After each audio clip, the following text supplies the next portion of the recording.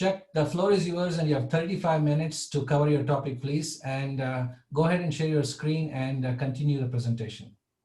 Over to you, Chuck.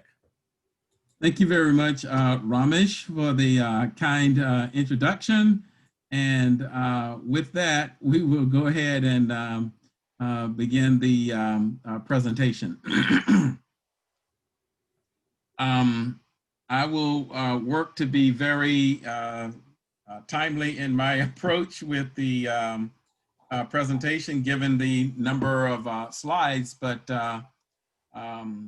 as you mentioned, I think this is a very important topic, and I want to also acknowledge that last week, Ramesh and Jian did a fantastic job providing a more broader perspective on information management, and we're going to go through some of those, not what he covered last week, but we're going to focus more narrowly in the emergency management domain. So with that being said, first slide, let's go talk about what we're going to run the slide as a slide. Yeah, great. Thank you. Go ahead. Okay. What we're going to talk about this morning is the overview of what we're going to discuss, which is the what the module introduces for emergency management and critical information associated with pre-activation and the response support. This includes the following, but it's not just limited to that: essential elements of information, critical information requirements, better known as CIRs, situation awareness, common operating picture, watch staff, spot reports, situation report, alert mode, and PHEOC activation criteria. And I'll just touch base with that real briefly. This is not to be a comprehensive regurgitation of all things with the activation process. So let's talk about briefly what is an EEI, or essential element of information.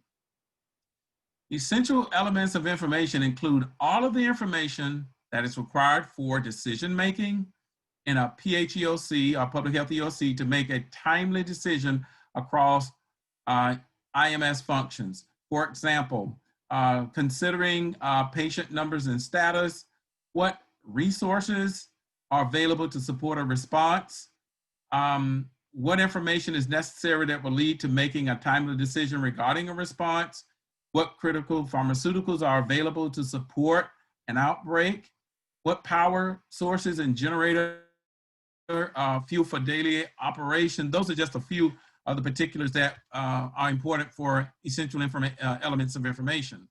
So proceeding and moving forward, what are critical information that we work with or highlight in the decision-making process? Well, critical information requirements is information that is vital to facilitating situational awareness and decision-making. Also, critical information requirements is a high priority subset of essential elements of information used to inform incident management or incident managers, the function of that in decision-making process.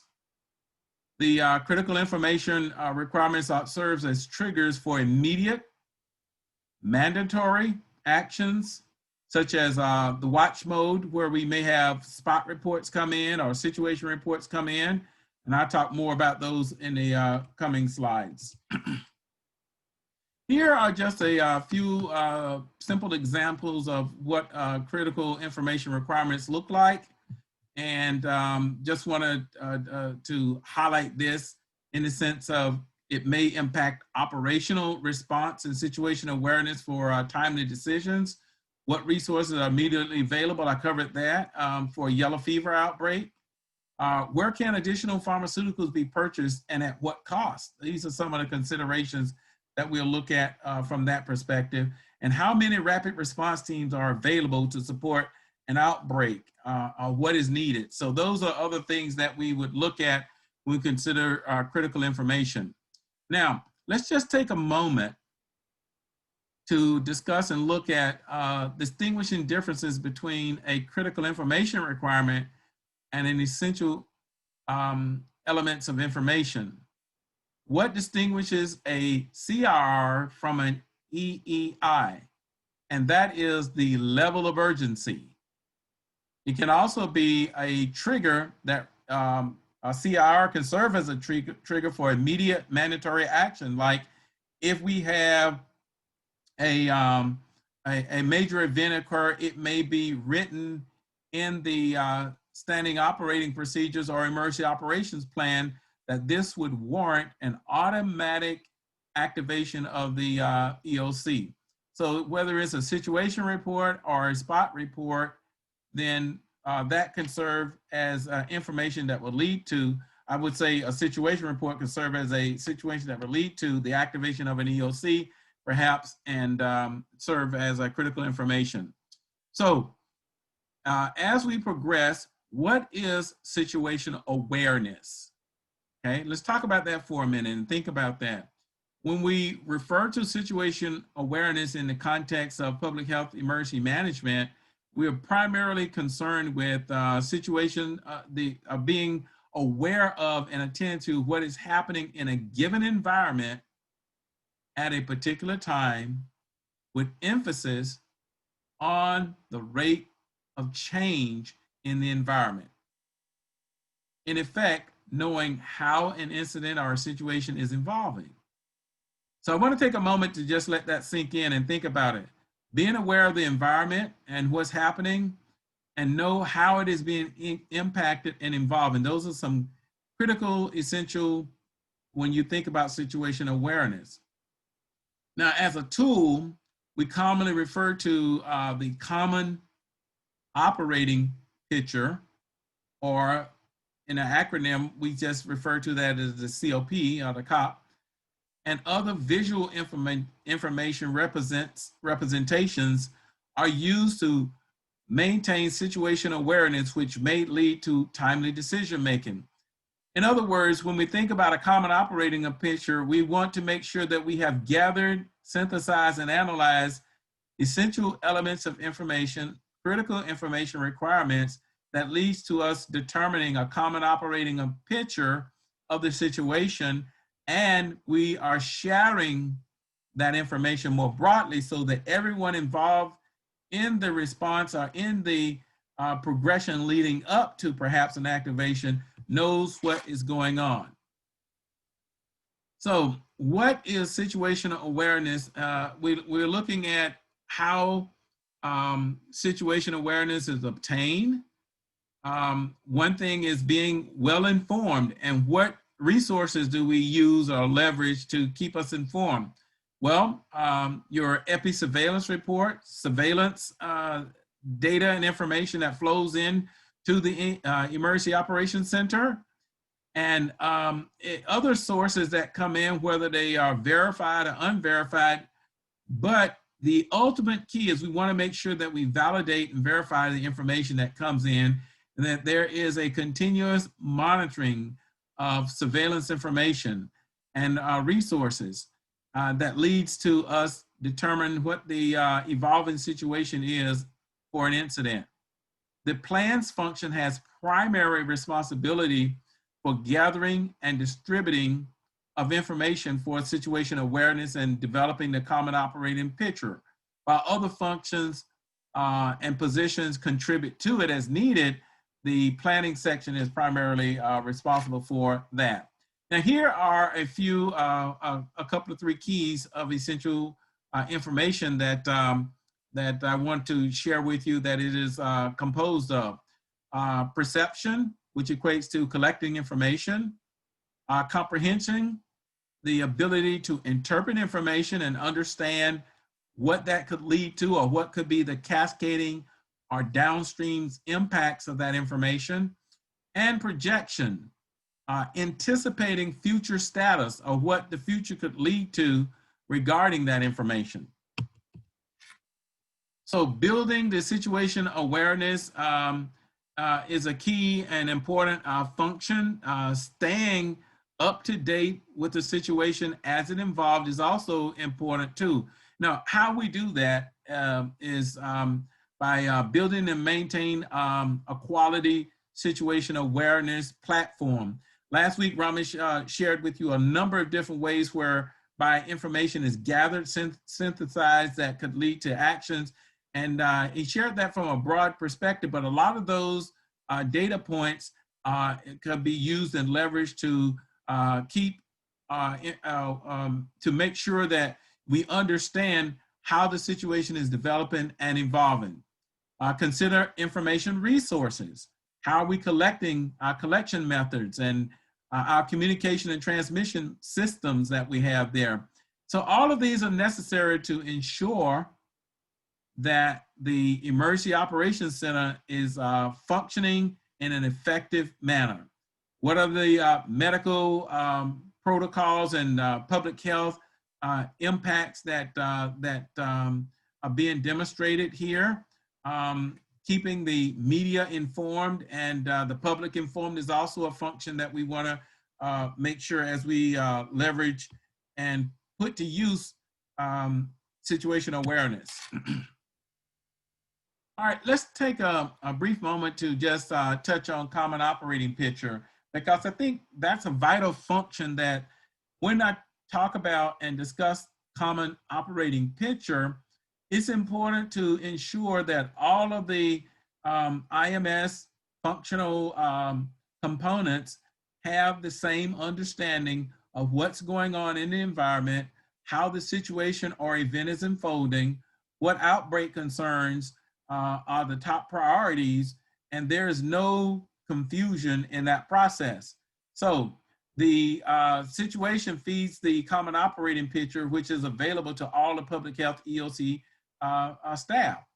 And the common operation picture is a single, continuous, update overview of an incident compiled through its life cycle from data sharing between integrated systems for communication, information management, and intelligence and information sharing. One thing I'd also like to share with you when I think about the common operating picture is that ensuring that our supporting colleagues or any of the organization that has key roles in supporting an outbreak or a response, they are well informed too. Our strategic partners become a part of that as well.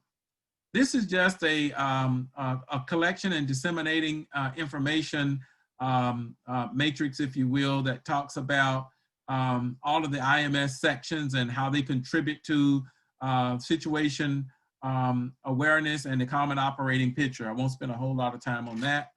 From the very onset, in the Emergency Operations Center, one team we consider, I call it often the watch staff or the watch team.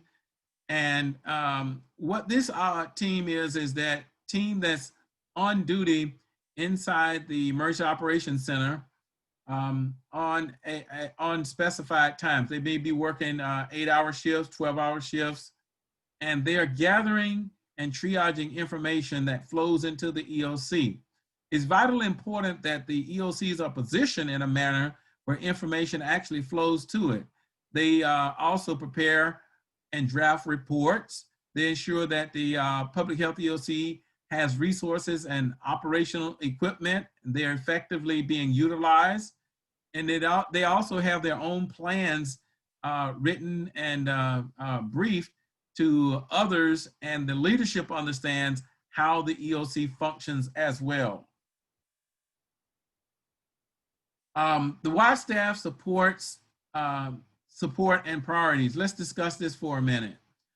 If you look at the diagram here, it gives 3 key aspects of support, which is deployed health staff and their safety link, the situation awareness source, and information channels. And so when we look at that, we want to make sure all of these pillars are strengthened, that the trueness of the information flow and situation analysis is accurate, and we bring in the proper trained experts with the expertise to make critical decisions or to inform, so that the incident manager, the designated incident manager, or the emergency response director can make wise and timely decisions here.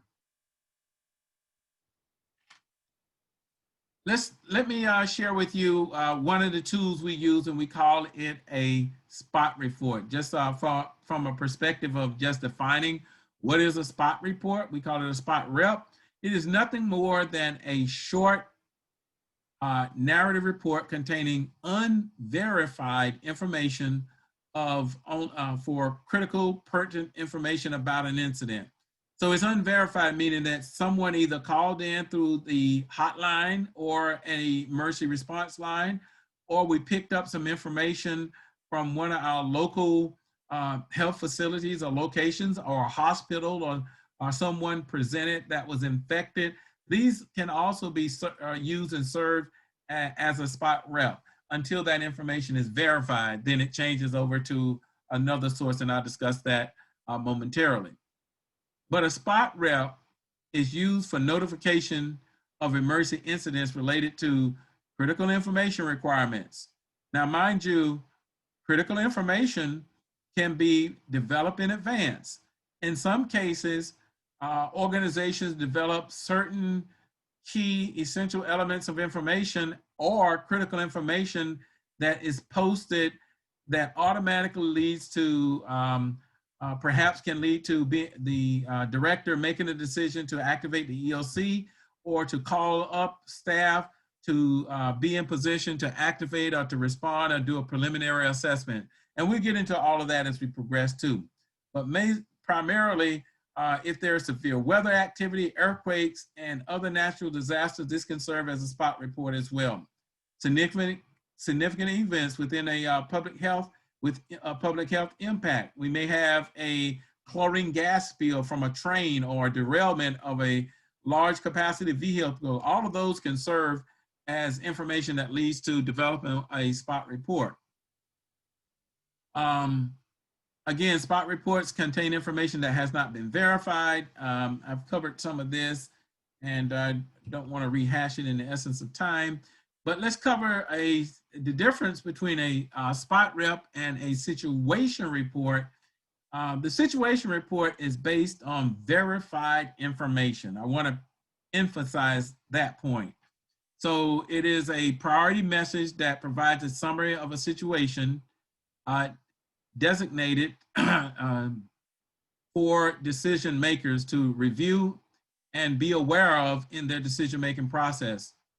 A sit rep contains confirmed or verified information and with explicit details. The subject matter expert creates a situation report when circumstances has been come to light that this meets the criteria that has either been pre-designated, or in the case of an outbreak, could be developed on the spot by the incident manager. The watch staff processes and distributes the situation reports.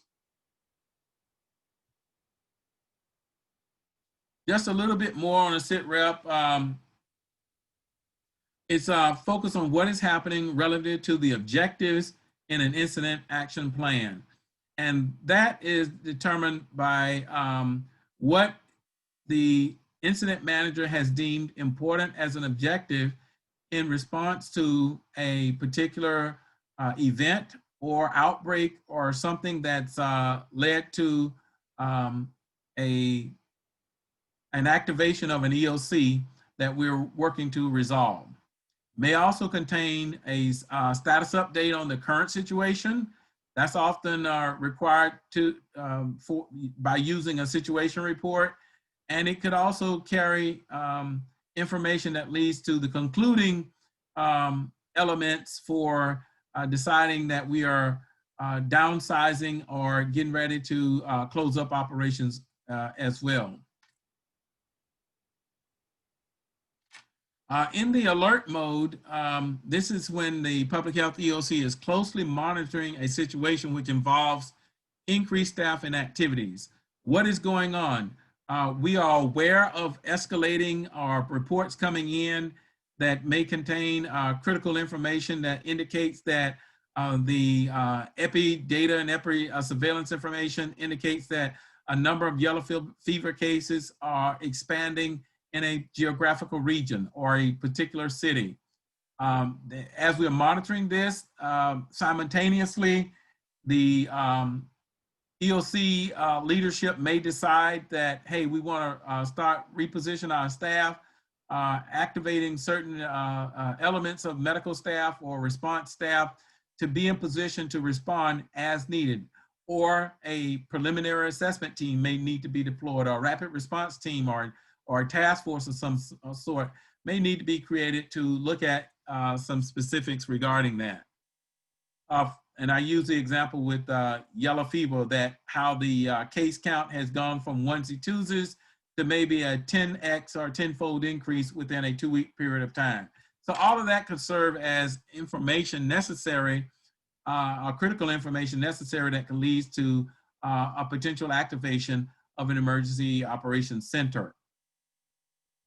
But it doesn't always have to be that way. So in the alert mode, here are some of the activities that may occur. Subject matter experts that may be identified and called up to be prepared to respond.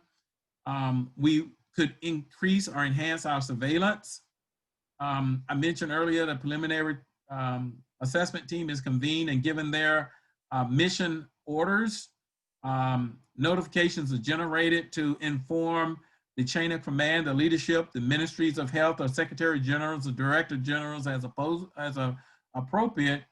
And a lot of these this information under or with the alert mode is primarily captured and worked through an incident action plan. Although that's not the purpose of this particular module, those are some of the components that are involved in that to keep everyone informed and aware of what's going on.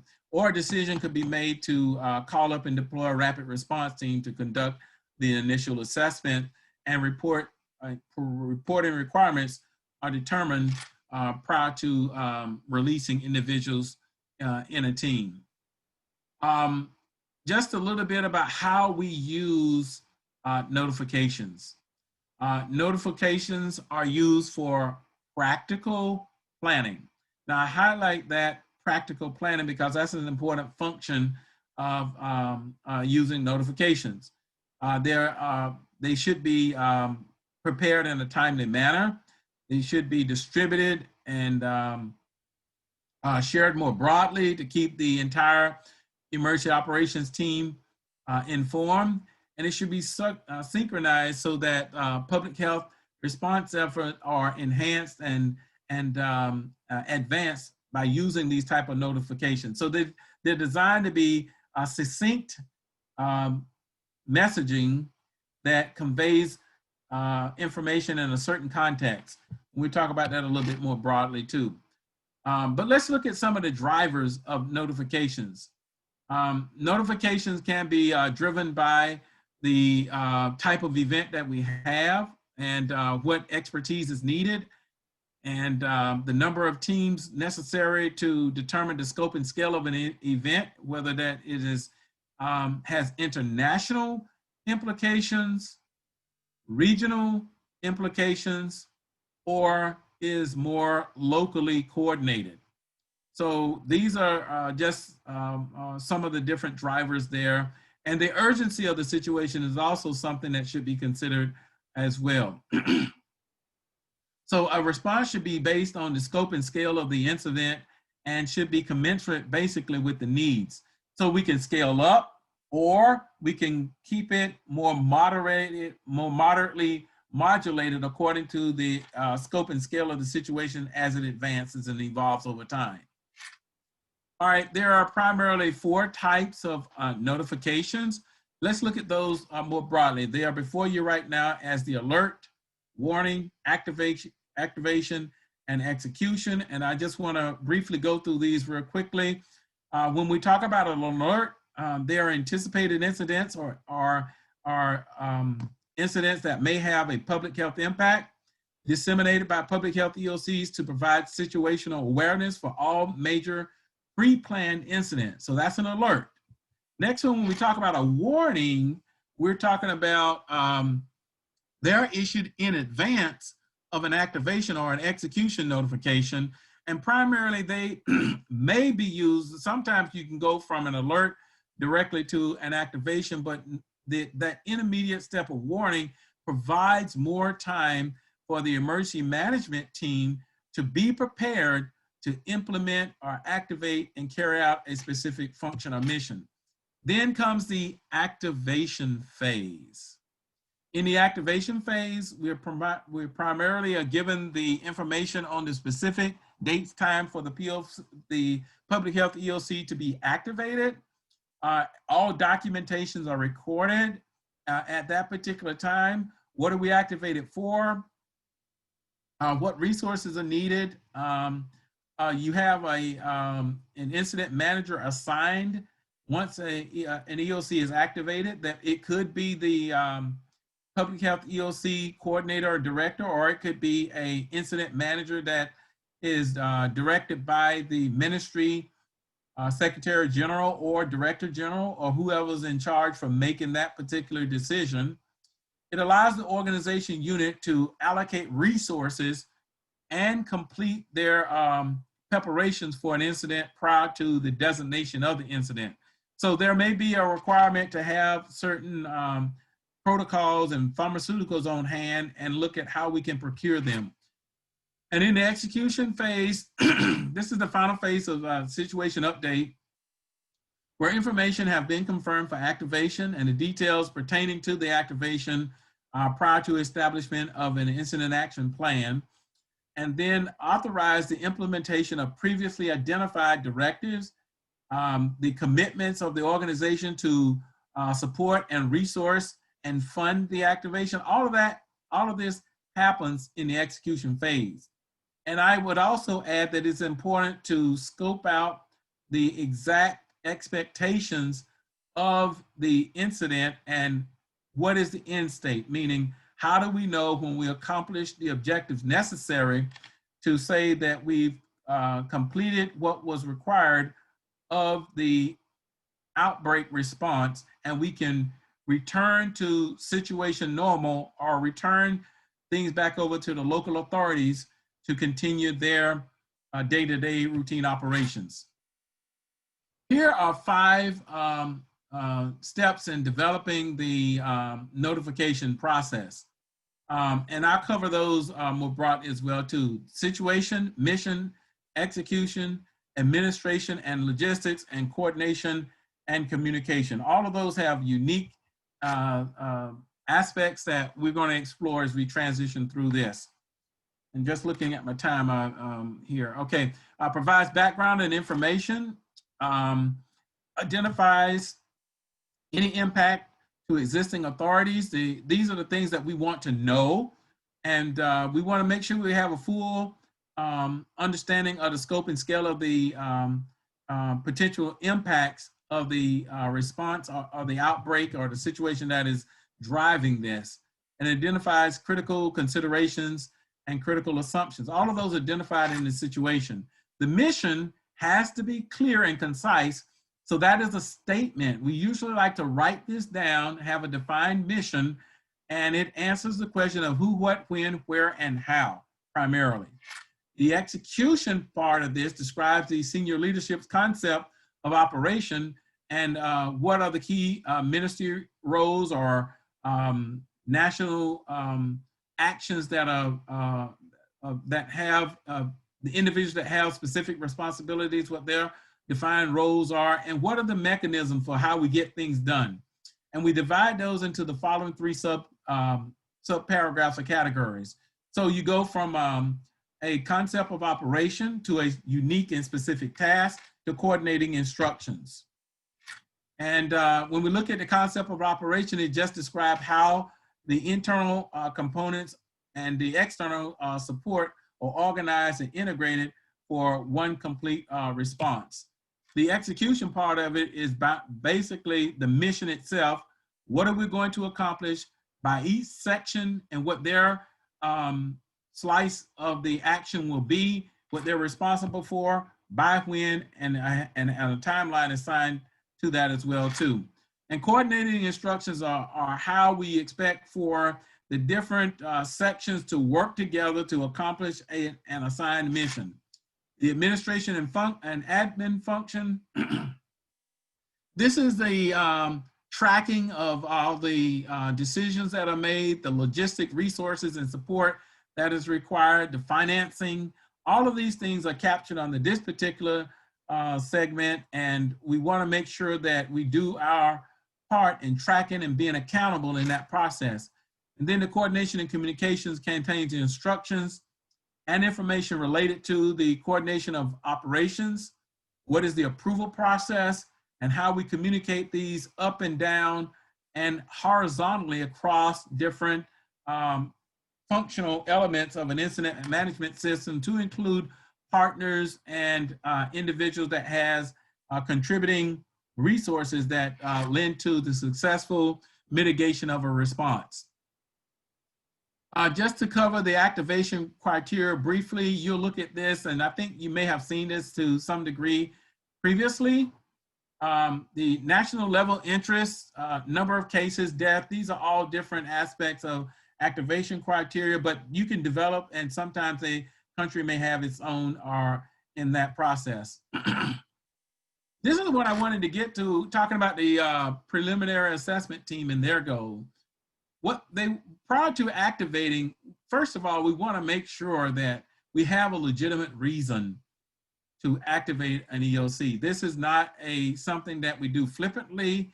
When a decision is made to activate an EOC, it also necessitates that the funding and all of these things that go along with that has to be allocated as well. So we want to make sure that there is a proper grounds, reasons to warrant doing this, and that is not something that can be handled locally with a few other additional resources that doesn't require activation.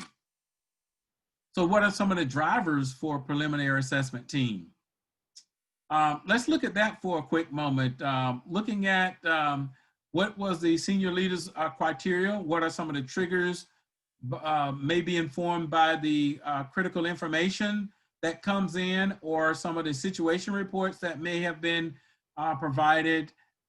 What's happening in the geographical region where the event is occurring, and what is the population's impact there. So these are all some of the driving forces that would lead to determining when we need to get a preliminary assessment team out to evaluate that process. And there are a few others too, but this is just a brief assessment of some of those criteria. This wasn't designed to be all-encompassing. Let's talk about the process itself briefly.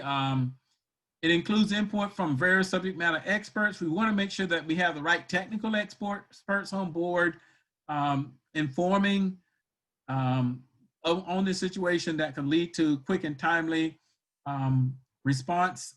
The assessment process indicates in a response to a particular public health threat, what we're talking about here is how do we get information in from the right subject matter experts to make sure that we are taking the right actions. These are just some of the discussion topics. It's important to look at all of the people involved in a response being informed, have an opportunity to speak, consider that the number of deaths or serious injuries that may have occurred. Is a national or local media aware of the threat? These are just some of the other discussion topics that we consider. And some more of those that are looked at is what do we not know? And where can we learn more about that, and what actions can be taken to get that information in front of us? Just a low public health EOC activation level. This is just something where we may have a small contingency of staff acting in a coordinated manner to mitigate a response at its lowest level when we learn it, when the surveillance information has came in a timely manner, and it doesn't warrant like a high intense full scale. Medium, this is just showing you the progression of going from low level to medium level to a high level response and some of the conditions that may warrant that. And a high level or full scale activation is something where we have all hands on deck and we making sure that all the partners and alliances and resources are applied to support mitigating that response in a timely manner. The activation principles you see cited here, we use a central entry and exit point. These are just some of the considerations there, but they may vary by individual EOCs, and each EOC may look at how they stand up and normalize their control procedures and increase their staffing, weighing cost and all of those things. So these are just some of the particular criteria we use. This is a lot of the information that leads to quick and timely decision-making. As I mentioned earlier, Ramesh had a larger, broader perspective. I wanted to focus this primarily on the EOC. And here's just a quick summary of the things that we discussed and talked about today. So from this module, the takeaway should be you are able to develop a understanding of the essential elements of information, what CIRs are, demonstrate how a spot rep is developed, what is a situation report and how it's used, the alerting process, and the importance of the preliminary assessment team. And with that, I really appreciate your time and attention today, and thank you for your support. Ramesh, back to you. Thank you very much, Chuck. That was excellent. So if you could stop sharing your presentation, that would be great. Now, I think you really touched on some of the very interesting aspects, including, teaching us about the essential elements of the information, what you call as EEI in the context of PHEOC, and also the difference between CIR and EEI, and just the entire concept of what is situation awareness and what is a common operating picture and data that you would need. And you also talked about watch function and the staff required for the watch function. And then some of the interesting things that you talked about also about types of notification and how information is important in this context. So you've given us quite a bit of what you call material to digest for our folks. So we have something like few minutes for questions, and there are a couple of questions that have already come up on the chat box, if you will. And okay. I want to kind of ask you that in the way that they have asked. Try to keep it in the integrity in which it was intended. So what's the difference between spot report and situation report? What are like the essential differences? I mean, okay. So thank you for asking that question.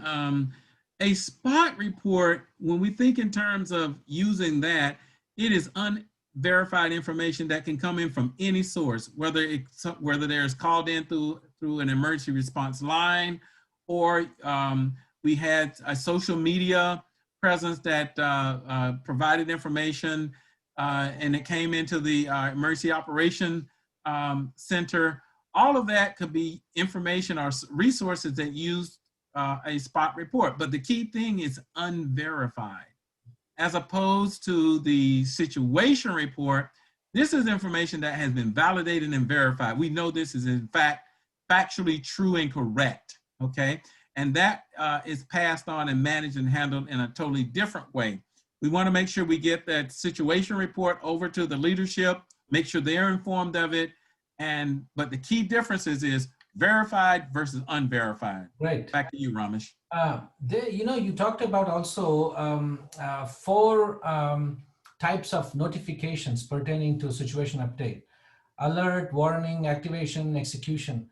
So what kinds of data are we talking about? Do you have some kind of a template for this for colleagues on the listening mode they can take home? Because I think each of these have different characteristics. Execution, of course, is certainly not an alert mode anymore. So that means how do users understand what is what? So that's a kind of a general question that you may want to answer as well.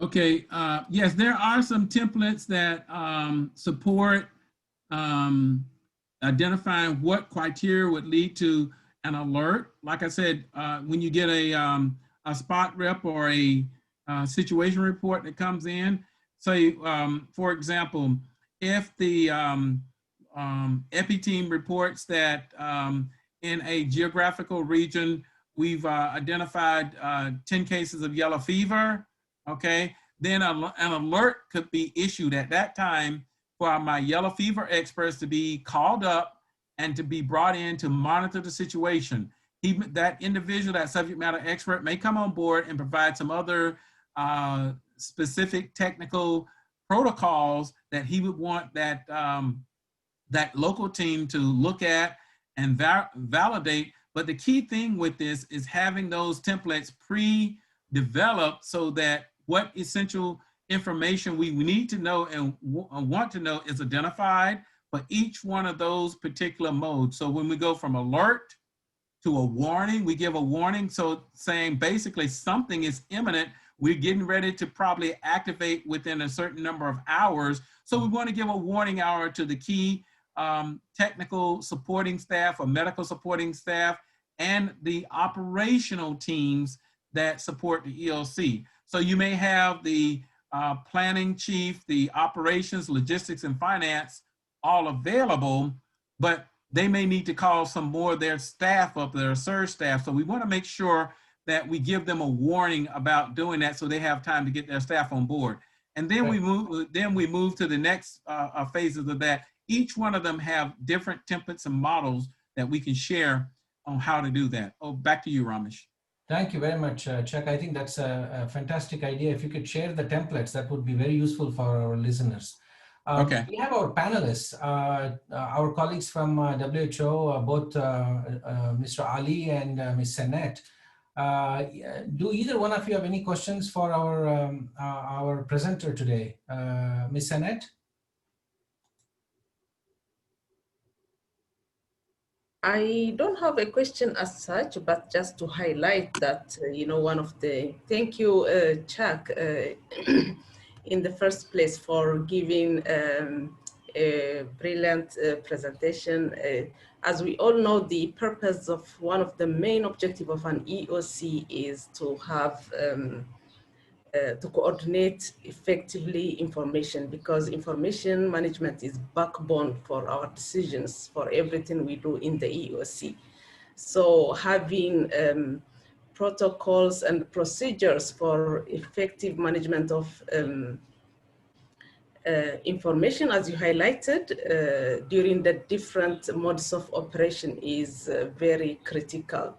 And in subsequent series as well, we're going to give more detailed information on this series. Thank you. Over to you. Thank you, Senette. I think you made the point right on, which is information management is the backbone of EOC, and it has to be double and triple underscored to make sure that everybody recognizes. That's the whole reason why we're having this seminar. So yeah, exactly. Thank you for making that point.